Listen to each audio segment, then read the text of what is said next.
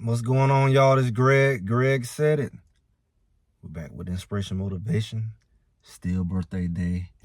Y'all want to get to y'all. We talked today about the Colorado and Georgia Tech game.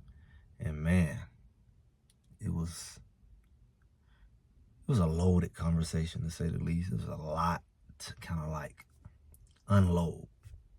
There was so much to talk about. And it typically is with a game, but with a game like that, people are irritated, frustrated. I mean, no real expectations. It was hard to me to have a prediction because I didn't know what it would look like.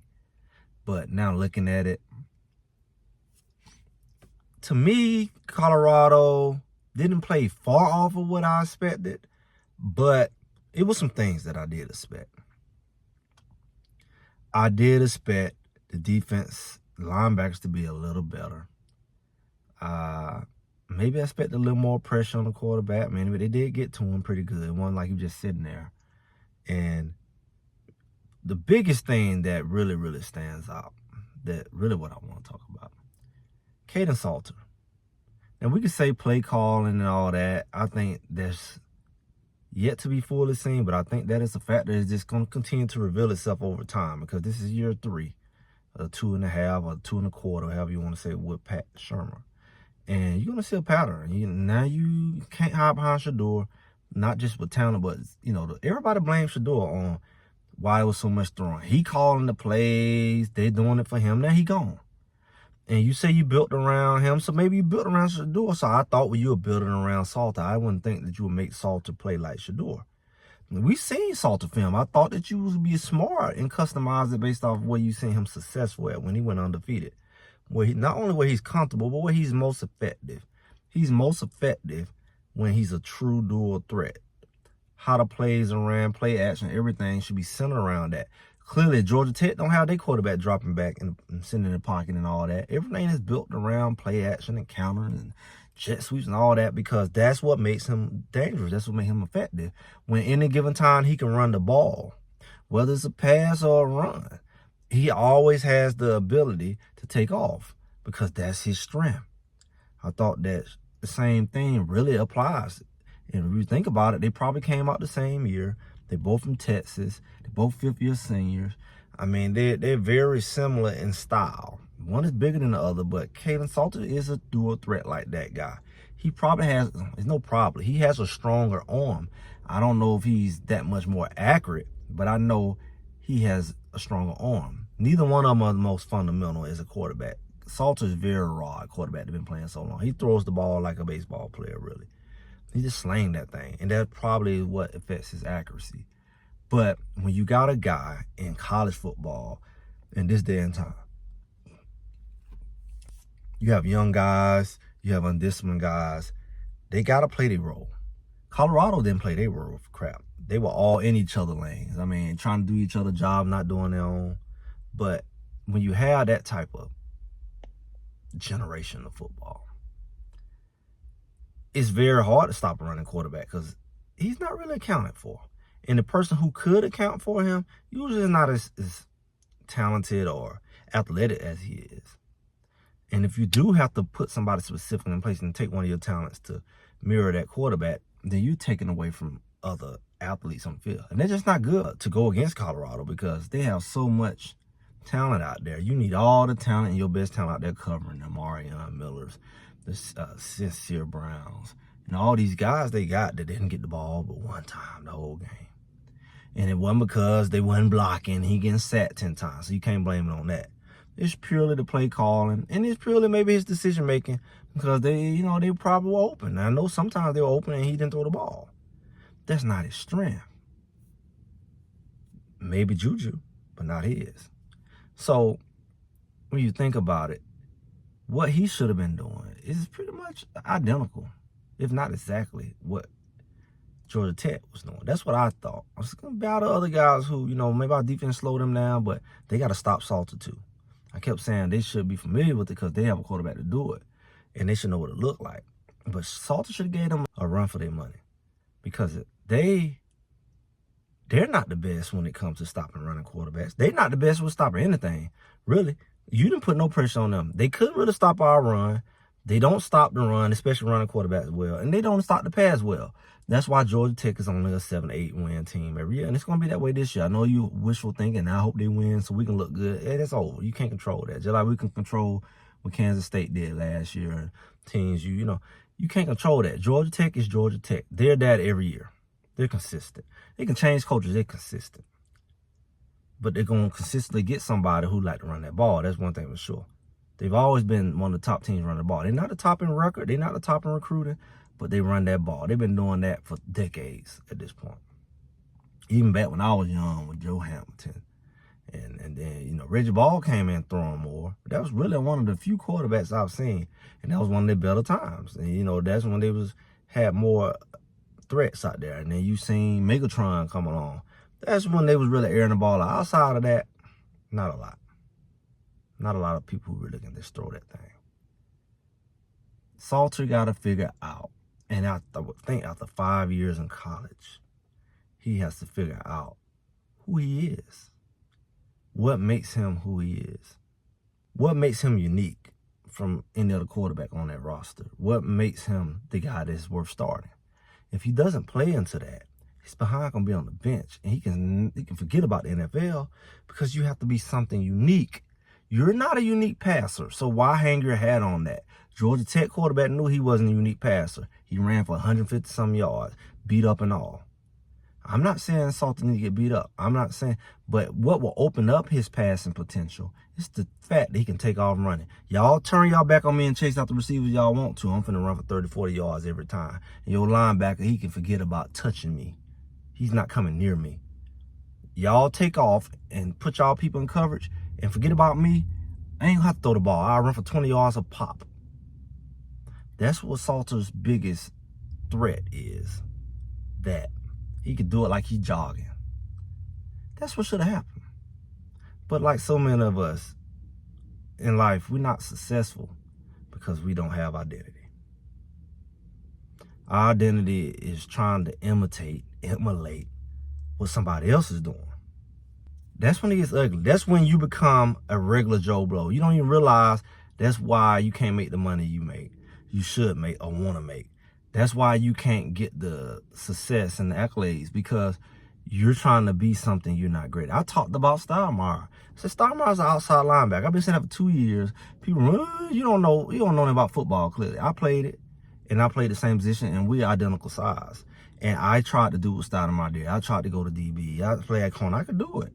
But my hips was locked up just like his. I had some other stuff going on. But it's like you coming up them little quick guys and you out there on the island, it's hard, no matter how fast you are, because that's not where you can like dominate. But what I would dominate at really my whole career, high school and even college, if I come down in that box, even though I wasn't the big guy, I was strong enough, I was quick enough and explosive enough where I was a problem. I was a terrorist inside the box, because I'm the same guy that can go out there and play corner and run with the guys. But, you know, I'm good, I'm decent. But in the box, I'm extraordinary. Because the linemen, they can't get to me. And if they try to get to me, I'm going to make them like a fool. Because I'm so much quicker and faster than them. You're not finna beat me to the land, and I'm going to hurt you. You trying to block me, you going to tear your knees up. Because that's how I move. You know, it was hard for the blockers, the lead blockers to get to me. It was hard for the tight. It was hard. Because that's where I was dominant at, inside the box. The closer I was to the line, the more crazy I just dominated. It had nothing to do with my size or even strength. It just my speed was too much. My footwork, my everything was too much for somebody to try to block me in that space. And I can get to the running back and get there exceptionally fast. Because I'm a guy who really can play in the secondary and I'm in the box. Stoudemire's a fast guy. He come downhill like a bat out of you know where. But you catch him out in the open field, he locked up. They running all past him, he chasing behind him. His cover skills are horrible. That's what happened to him in his first year as a freshman at cornerback. It's just not, that's not his strength. He ain't gonna be able to do that mess in the NFL. But you put him as a linebacker and let him blitz off the edge and all that, man, he will be a terrorist. You have to find your identity, man. You can't go off of ego. You definitely can't go off the foolishness of other people.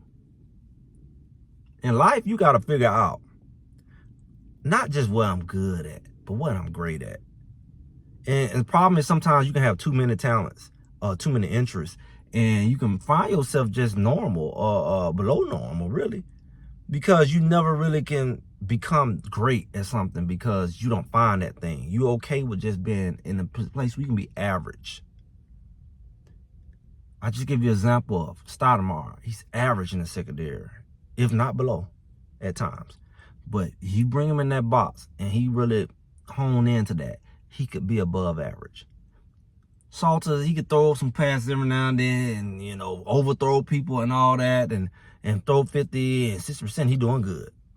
But you add the feet to it, man, he can run for 3 touchdowns just like the other guy. And it just balances out. Yeah, he might throw for 1 or 2 touchdowns, but he ran for 3. He put up 30 points a game.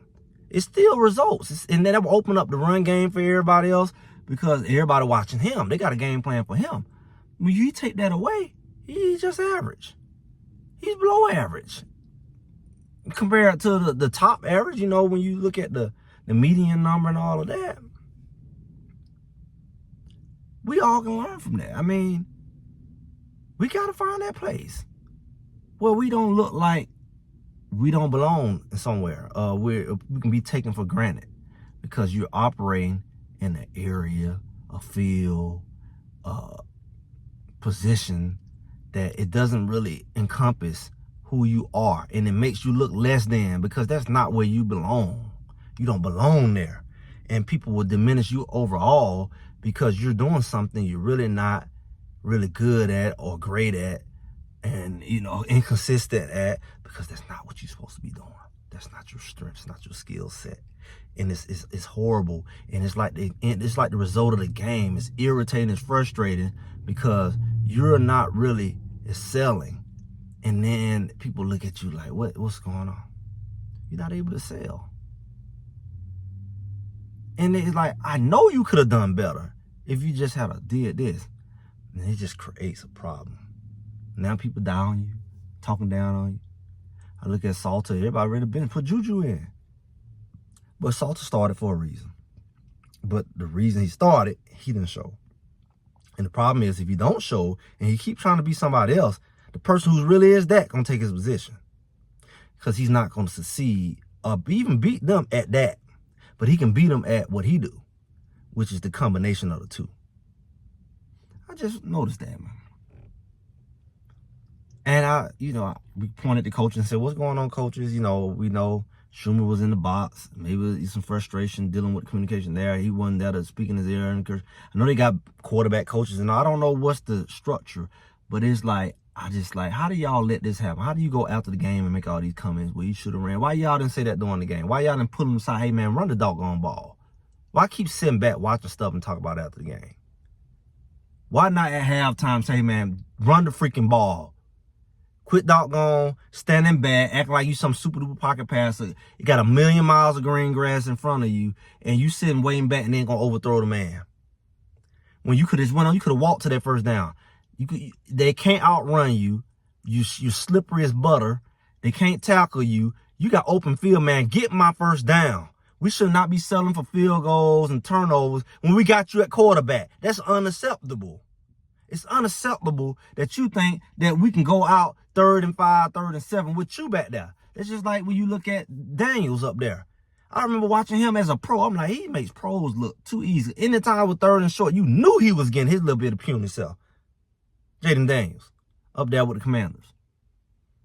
That's what you can get from this guy. He can be the same type of guy. Well, there's no 3rd and short. Oh, my goodness. He going to get them 2 yards because he's so darn quick. We trying to pound up the middle. He going to find a lane. He going to get them 2 yards. He going to get them 5 yards. He going to get it. We ain't got nobody to stop him.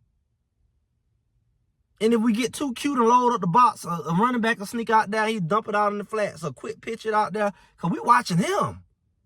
We worry about him with the ball. And somebody sneak out the backfield, we just quick pitch it. Or we fake quick pitch it and our man run out there and he still run the ball right past us.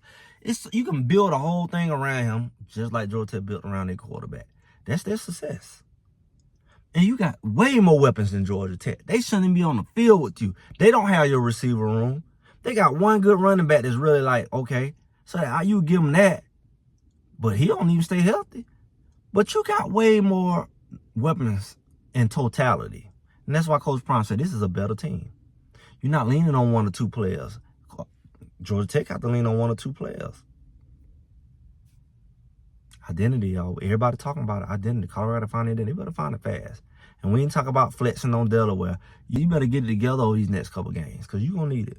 The bowl game. Because everybody don't see your tape now. And everybody got to run a quarterback in this conference. I don't care what people keep talking about. Oh, you don't see this no more. That's exactly what you're going to see. Running quarterbacks and decent running backs. So they better figure it out and figure it out fast. I'm just Greg. Greg said it. Make sure y'all like, share, subscribe, comment. And I'll be talking to y'all soon.